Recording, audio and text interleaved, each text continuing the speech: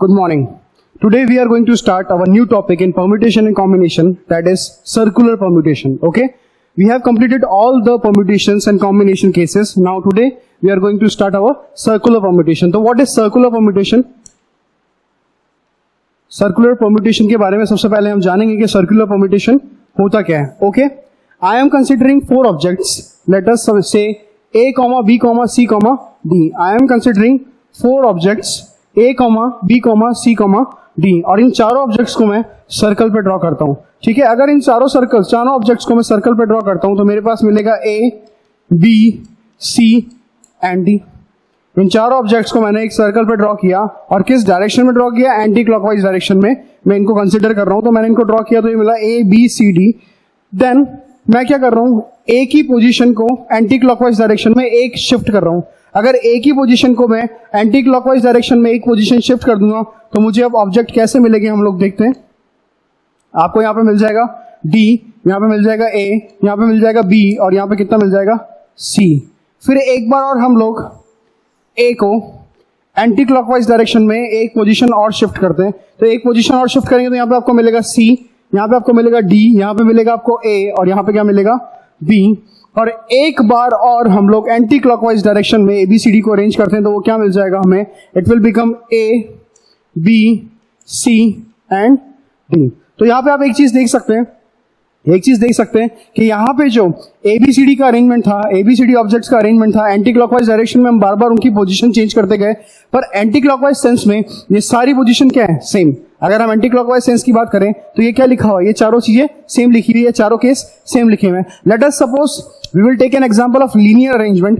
Linear arrangement का मतलब क्या हुआ? मैंने एक लाइन ड्रॉ करी और उसमें मैंने चार ऑब्जेक्ट्स को ड्रॉ किया, A, B, C and D.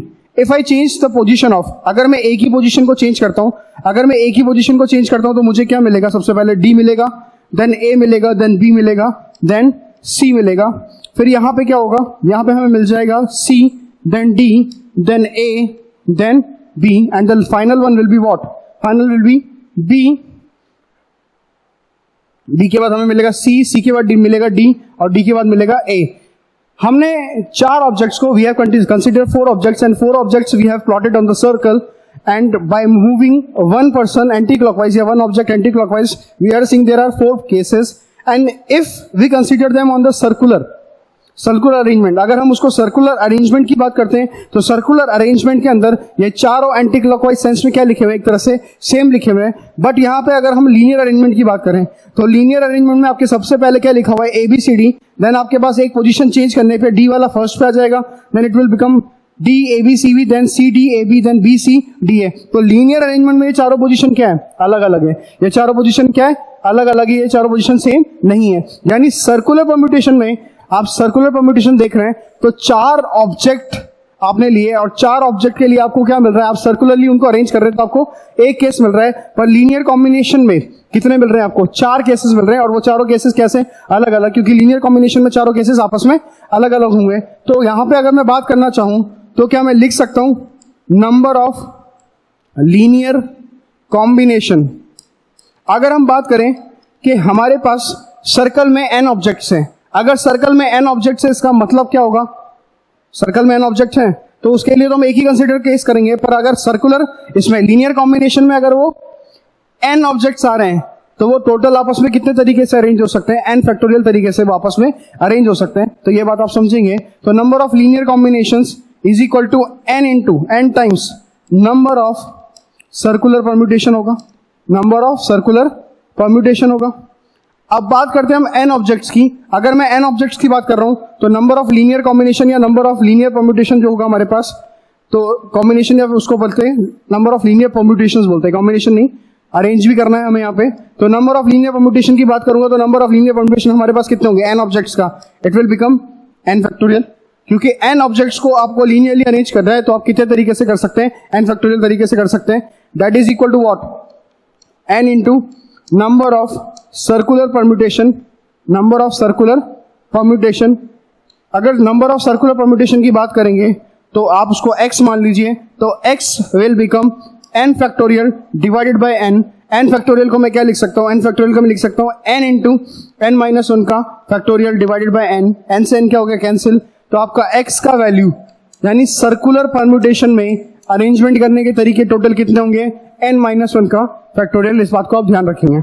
It will become x is equal to n-1 का फैक्टोरियल. फॉर एग्जाम्पल, अगर मैं 5 ऑब्जेक्ट हूं, अगर मैं 5 ऑब्जेक्ट को सर्कुलर परम्यूट करना, सर्कल पे परम्यूट करना चाहता हूं, तो मेरे पास टोटल नंबर ऑफ केसेस कितने होंगे, 5-1 इज व्हाट, 4 फैक्टोरियल तरीके होंगे उसको अरेंज करने के. ठीक है, तो सर्कुलर परम्यूटेशन में आप ध्यान रखें कि लीनियर कॉम्बिनेशन और सर्कुलर कॉम्बिनेशन दोनों में अलग अलग डिफरेंस होता है.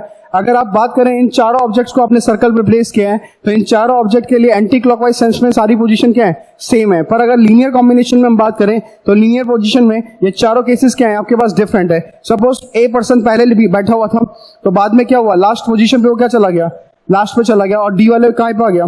तो यहां पे सबकी रिलेटिव पोजीशन आपस में चेंज हो गई, तो लीनियर में आपका क्या होगा, डिफरेंस आ जाएगा, पर सर्कुलर में कोई डिफरेंस नहीं होगा. तो यहां पे हमने सर्कुलर परम्यूटेशन का फॉर्मूला कैलकुलेट किया, वो हमारे पास कितना निकल के आया, x is equal to n-1 का फैक्टोरियल. इसको याद रखेंगे. ठीक है, नोट कीजिए.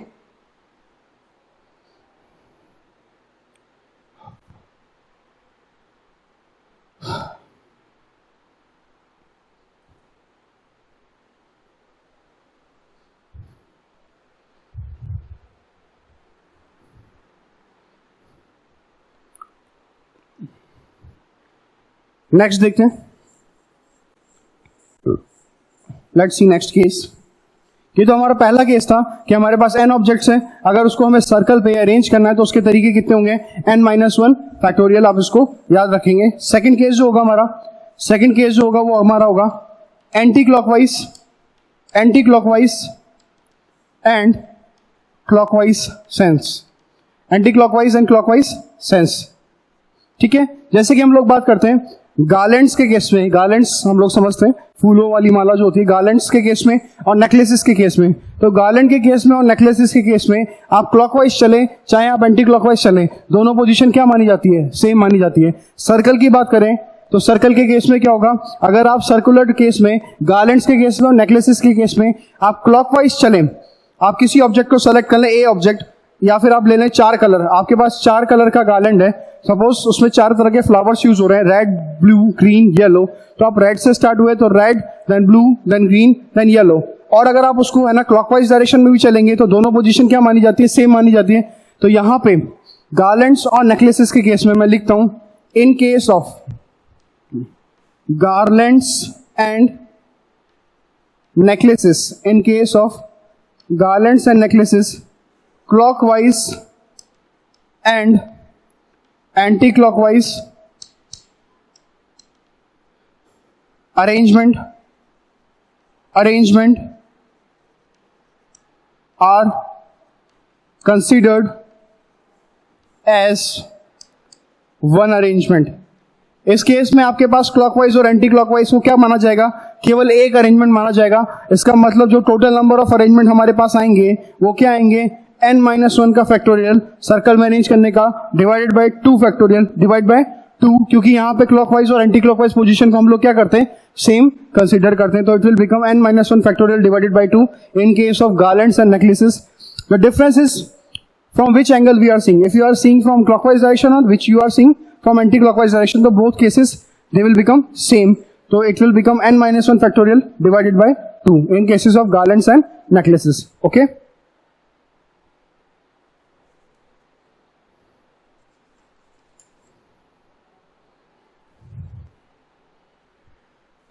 Let's do some questions. कुछ क्वेश्चंस करते हैं हम लोग सर्कुलर परम्यूटेशन के. Write down the first question. Write down the first question of circular permutation. 5 boys and 5 girls, 5 boys and 5 girls sit alternately around a round table, around a round table. In how many ways can this be done? In how many ways this can be done? In how many ways this can be done? Okay, सबसे पहले हम बात करते हैं हमारे पास कितने boys है, 5 boys है और 5 गर्ल्स है। तो हम लोग एक सर्कल बनाते हैं, सर्कल पे हम 5 बॉयज को लोकेट कर देते हैं, boy number 1, boy number 2, boy number 3, boy number 4 और बॉय नंबर 5। तो हमने क्या किया, 5 बॉयज को अरेंज कर दिया। Let me see 5 boys and 5 girls. Okay, अब सबसे पहली बात तो ये कि 5 बॉयज को हम लोग अरेंज कर रहे हैं। अब हमारे पास टोटल 5 बॉयज है, 5 बॉयज को हम सर्कल में अरेंज कर रहे हैं। तो boy 1, boy 2, boy 3, boy 4, boy 5। तो 5 ऑब्जेक्ट्स को आप सर्कल में अरेंज कर रहे हैं। तो अरेंज करने का तरीका क्या होगा, the number of arrangement of 5 boys.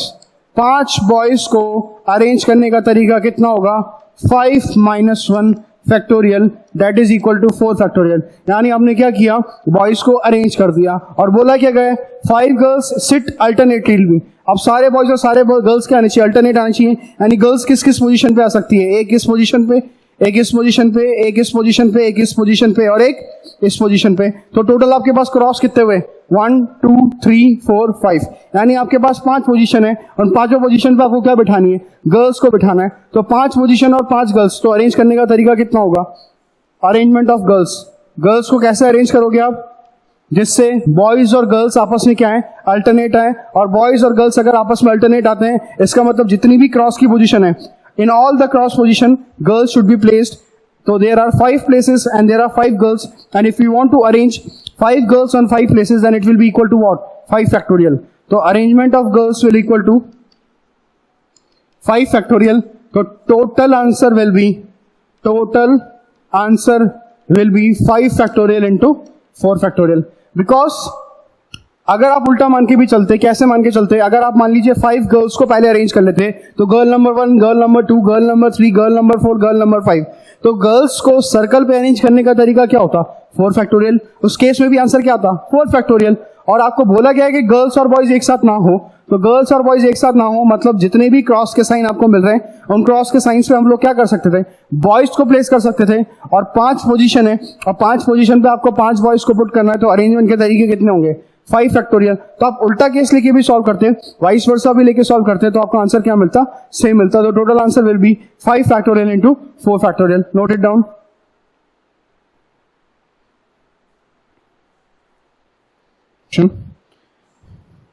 Your question is, a round table conference is to be held. A round table conference is to be held among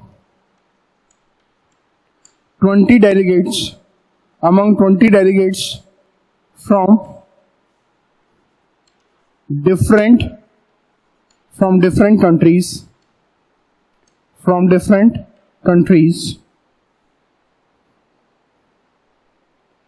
In how many ways can they be seated? In how many ways can they be seated if 2 particular delegates are, if 2 particular delegates are, first point, always to sit together, and the second point is never to sit together, never to sit together. इस question की बात करते हैं हम लोग। We are having 20 delegates from 20 different countries, and how many ways can they be seated if 2 particular delegates are always to sit together. तो 2 delegates है, they want to sit always together. तो हम एक काम करते हैं, लेट्स सॉल्व फर्स्ट पार्ट। तो delegate 1 and let us suppose delegate 5, delegate number 5 1 and delegate number 5, they want to sit each other, they want to sit together. If they want to sit together, तो we will close them into one circle. अगर हम बात करें D1 और D5 की, तो 2 delegates ऐसे हैं, तो 2 डेलीगेट्स क्या चाहते हैं, हमेशा साथ में बैठना चाहते हैं। If these 2 delegates always want to sit together, तो हमने इन दोनों डेलीगेट्स का एक ग्रुप बना लिया और इन दोनों डेलीगेट्स को हम एक एलिमेंट कंसिडर करेंगे। टोटल कितना एलिमेंट्स कंसिडर करेंगे? Only one element. हम इसको एक एलिमेंट कंसिडर करेंगे क्योंकि ये दोनों डेलीगेट्स क्या आएंगे? हमेशा साथ में आएंगे। अब आपके पास टोटल कितने डेलीगेट्स बचे? आपके पास टोटल डेलीगेट्स बचे 18 डेलीगेट्स। तो 18 delegates plus 1 delegates, how many delegates are there? 19 delegates. तो आपने देखा कि जो दो डेलीगेट्स थे जो हमेशा साथ में आने थे, उन दोनों डेलीगेट्स को मैंने एक साथ रख दिया और उसको मैंने एक एलिमेंट कंसिडर किया। तो आपके पास टोटल 20 डेलीगेट्स थे, तो ये दोनों एक साथ आ रहे हैं, तो साथ में क्या आ रहा है? 18 डेलीगेट्स। तो टोटल मिला के आपके पास कितने हो गए? 19 डेलीगेट्स। तो मैं मान के चलूँ ये 19 डेलीगेट्स को क्या होना है? सर्कल पे अरेंज करना है। तो सर्कल पे अरेंज करने के तरीके कितने होंगे? It will become 19 minus 1 that is equal to 18 factorial, that is equal to 18 factorial. But this is not your answer. ये दोनों डेलीगेट्स आपस में भी तो अरेंज हो सकते हैं। If you want to arrange these two delegates each other, तो उसको अरेंज करने के तरीके कितने होंगे? Into 2। This is your final answer. Okay, ये फाइनल आंसर क्या होगा? ये फाइनल आंसर वो होगा जिसमें दो पर्टिकुलर डेलीगेट्स क्या होंगे? हमेशा साथ में होंगे। ठीक है। Case number 2। Case number 2 is never to sit together. Never to sit together का मतलब क्या? वो कभी साथ में ना आए। कभी साथ में ना आए तो हम एक काम कर सकते हैं, हम लोग ये काम कर सकते हैं कि टोटल में से ऑलवेज सिट टुगेदर वाले केस को अगर हम सब्ट्रैक्ट कर दें, अगर हम बोल रहे हैं कि नेवर टू सिट टुगेदर, तो टोटल नंबर ऑफ केसेस में से अगर हम ऑलवेज सिट टुगेदर वाला केस सब्ट्रैक्ट कर देंगे तो हमें किसका आंसर मिल जाएगा? Never to sit together. तो what are the total number of cases? Total number means what? How many delegates are there? 20 delegates. And 20 delegates want to sit on circular. So total number of ways to arrange them on a circle is what? 20 minus 1 factorial minus always to sit together. What is the answer of always to sit together? It is 2 into 18 factorial. Then it will become 19 factorial minus 2 into 18 factorial. It will become 19 factorial को हम क्या लिख सकते हैं? 19 into 18 factorial. तो 18 factorial दोनों में से कॉमन आ जाएगा, अंदर कितना बचेगा? 19 माइनस 2 और 19 माइनस कितना हो जाएगा? 17 into 18 factorial. This is your final answer. तो इस बात को आप ध्यान रखिए कि जब भी आपको नेवर टू सिट टुगेदर वाला निकालने हो तो और ऑलवेज टू सिट टुगेदर आप निकाल चुके हैं तो उसको टोटल में से आप क्या कर देंगे? सब्ट्रैक्ट कर देंगे। Okay, note it down.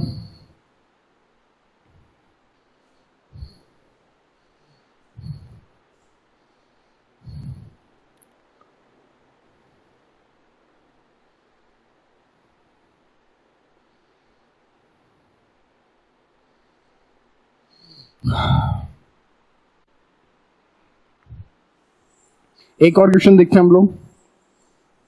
Let's see one more question. Write down the question. A person invites a group of 10 friends, a group of 10 friends at dinner and sits first point 5 on a round table, 5 on a round table and 5 more on another round table. Okay, and the second case is 4 on one round table, 4 on one round table and 6 on other round table and 6 on other round table, 6 on other round table. Find the number of ways in each case which he can arrange the guest. Find the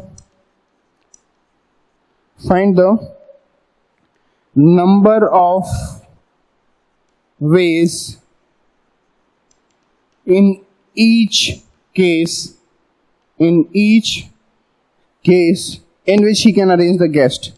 In which he can arrange the guest. ठीक है, देखते हैं हम इस question को। आप पढ़ेंगे इस क्वेश्चन को एक बार।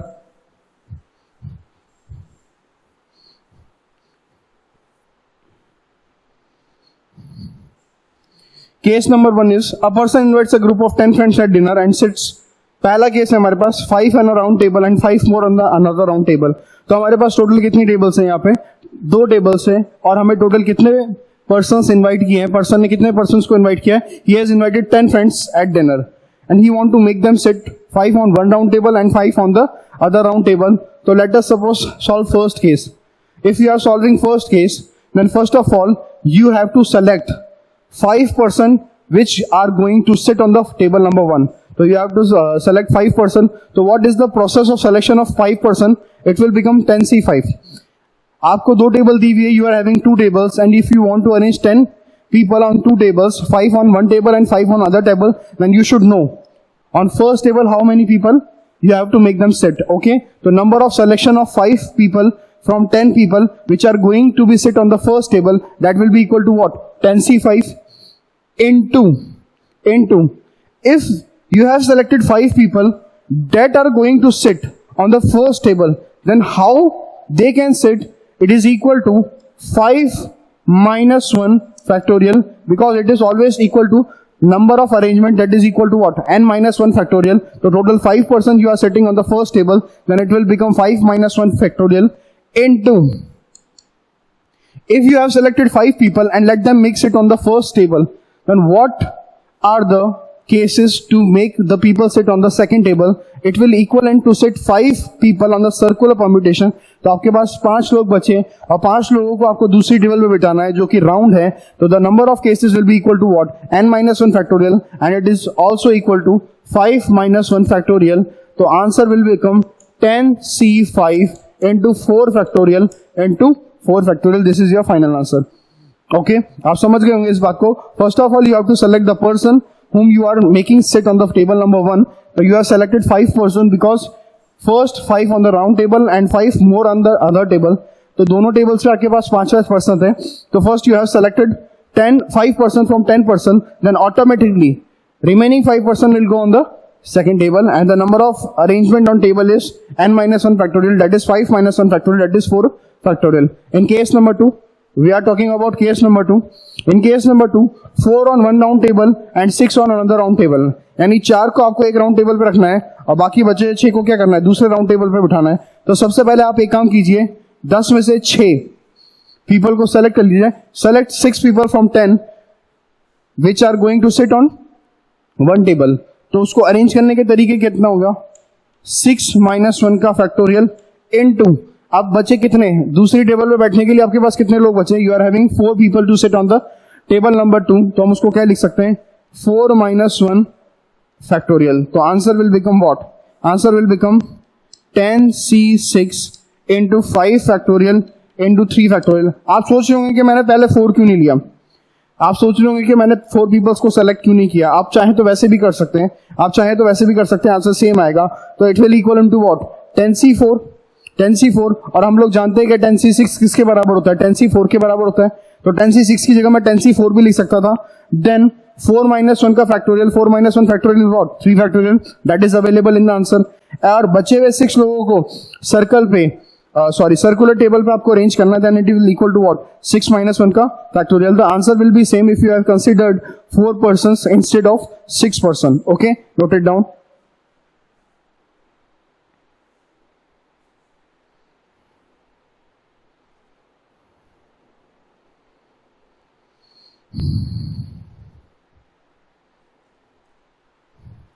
Let's take one more example. Let's take one more example of circular permutation.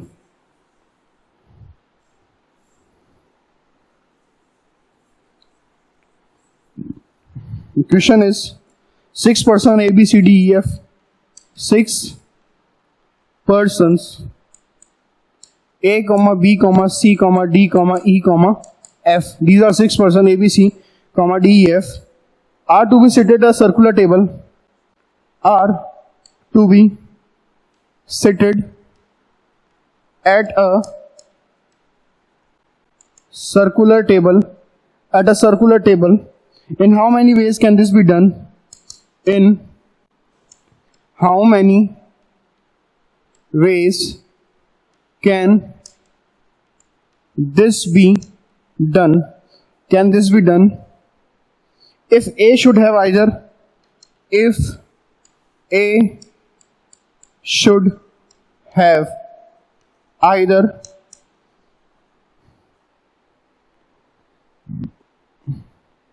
B or C on his right, B or C on his right,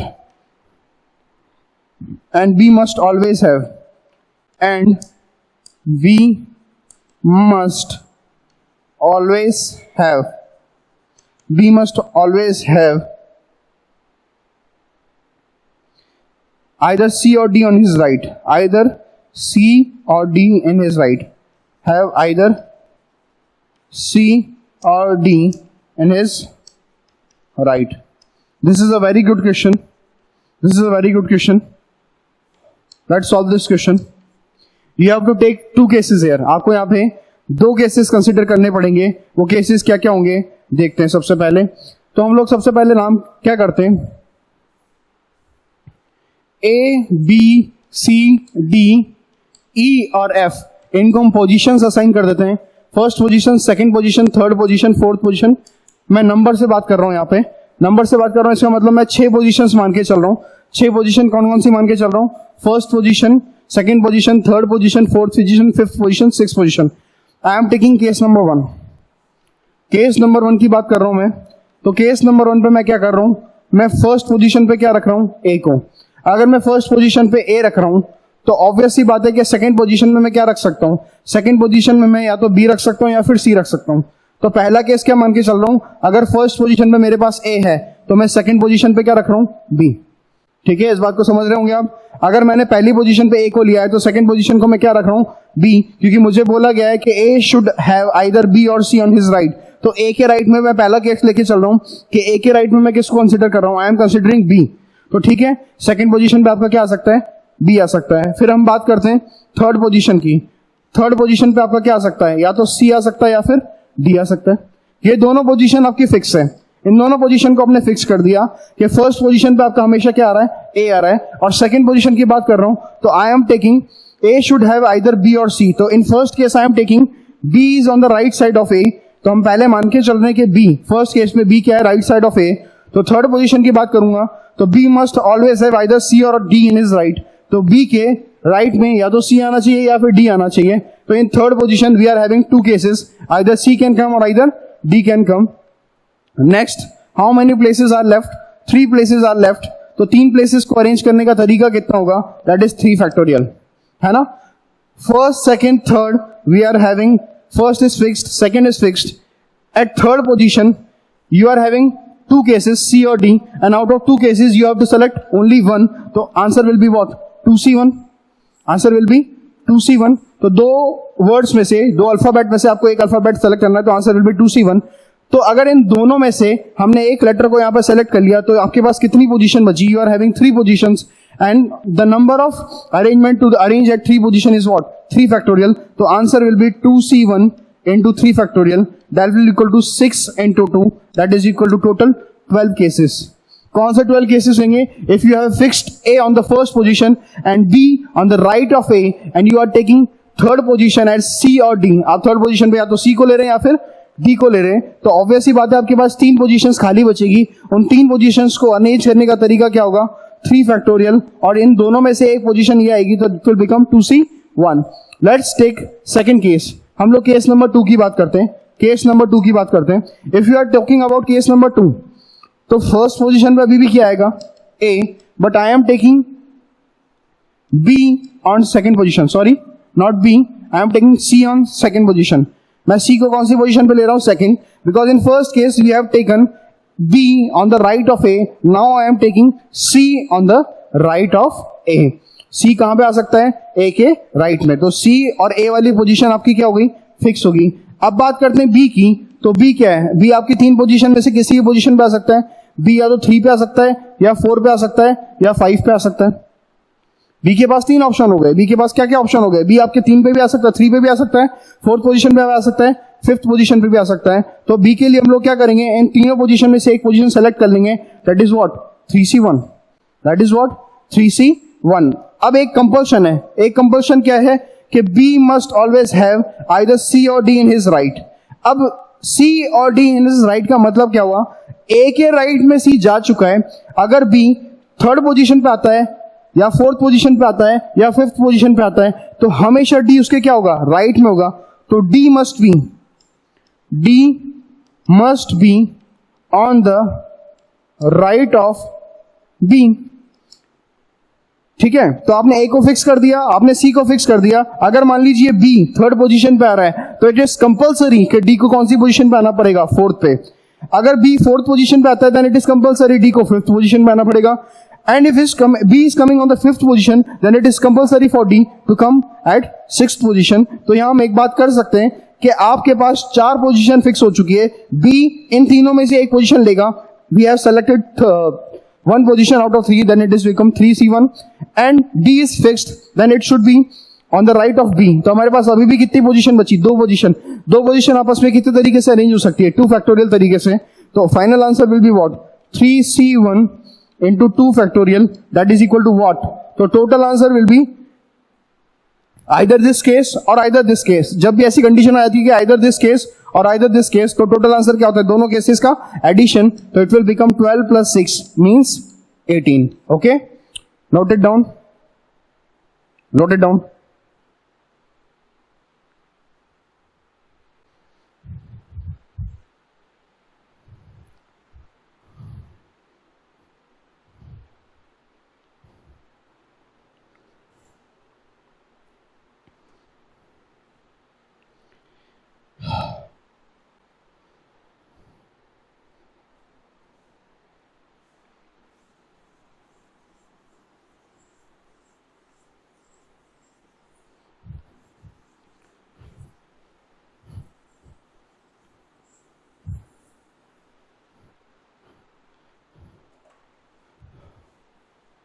Next topic is all possible selections. Next topic is all possible selection. इस all possible selection में हम लोग बात करेंगे कैसे हम selection करेंगे. Possible selection हमारे पास क्या क्या होंगे? तो we are taking case number 1. What is your case number 1? Case number 1 is total number of combinations of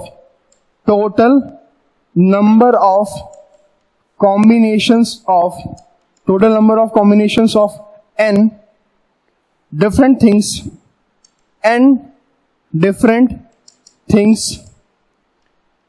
taken one or more at a time. तो ऑल पॉसिबल सिलेक्शन में हमारा सबसे पहला केस क्या होगा? Total number of combinations of n different things taken one or more at a time. तो हम लोग बात करते हैं कि हम किसी भी चीज को सेलेक्ट कर रहे हैं. Method 1, I am telling the formula how to solve this type of problems. तो method 1 is what? If we are selecting something, तो इट इज सेलेक्टेड और not selected. How many cases are possible in each case? There are 2 case possible in each case, whether the object is selected or it is not selected. So how many cases for case 1? It is 2. Multiply by second case is also having what? 2 options, whether it is selected or not selected. Then every case will have 2 cases up to what? N times. Then the final answer will be what? 2 to the power n. But we have to subtract 1. Final answer में से हमें 1 को subtract करना पड़ेगा. क्यों करना पड़ेगा? Because there is one case when nothing is selected. There is one case which is included in this case 2 की power n when nothing is selected. तो नथिंग इज सेलेक्टेड वाले केस को हमें क्या करना पड़ेगा? इसमें से सब्ट्रैक्ट करना पड़ेगा. आप बात को समझिए यहाँ पे कि total number of combination of n different things taken one or more at a time. तो हर चीज को जब आप सेलेक्ट कर रहे होंगे तो सेलेक्ट करते वक्त आप ये देख रहे होंगे कि हर चीज को सेलेक्ट करने के 2 तरीके होंगे, वेदर इट इज सेलेक्टेड और इट इज नॉट सेलेक्टेड. तो वेदर इट इज सेलेक्टेड और इट इज नॉट सेलेक्टेड, तो there are total 2 cases, whether it is selected और not selected. For every case there are 2 cases, it is selected और not selected. तो total cases are what? n cases. तो total answer is final is what? 2 to the power n. We have multiplied 2 how many times? n times. Then it will become 2 to the power n. But in this case the answer is, the case is included. Which case is included? That nothing is selected. तो उस case को हमें क्या करना पड़ेगा? Subtract करना पड़ेगा. या फिर मैं इसको अगर मेथड 2 से देखना चाहूं तो मेथड 2 से देखने का मतलब क्या हुआ? Different things taken one or more at a time. तो different things taken one or more at a time का मतलब क्या होगा कि सबसे पहले हमने एक चीज सेलेक्ट कर ली, फिर हमने 2 चीज सेलेक्ट कर ली, फिर हमने 3 चीज सेलेक्ट कर ली, ऐसे हमने कितनी चीजें सेलेक्ट कर ली, n ऑब्जेक्ट्स को हमने सेलेक्ट कर लिया. तो what is NC1? Number of selection of 1 object out of n object, number of selection of 2 objects out of n objects. तो it will become what? NC1 plus NC2 plus NC3 up to what? NCn. और हमने binomial theorem में पढ़ा था कि ये सम of binomial coefficient होता है और ये किसके बराबर होता है? 2 to the power n minus 1. This is your final answer. आप वैसे भी समझ सकते हैं, वैसे भी समझ सकते हैं. इस केस में you are having 2 cases, whether the object is selected or it is not selected. In each case you are having these 2 options. The final answer will be 2 to the power n. In 2 to the power n, the case is included where nothing is selected, so we have to subtract that case from this. And if we go by binomial theorem method, then 1 object is selected, then it is NC1. 2 object is selected, then it is NC2, then NC3. The total summation is what? 2 to the power n minus 1. Okay, 1 object is selected, second object is selected, or n objects are selected. The final answer is 2 to the power n minus 1. This we have studied in binomial theorem. Sum of binomial coefficient that will be equal to 2 to the power n minus 1. तो इस case को आप याद रखेंगे. Okay, note it down. Let's take second case. Let's take second case.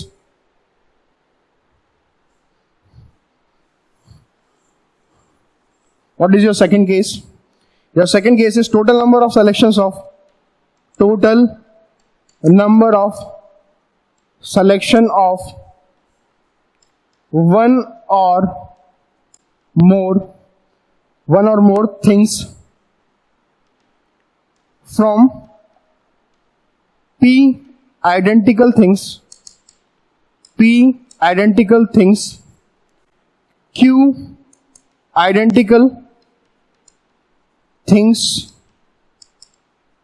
of second type, then R identical things of third type, R identical things of third type, and different things,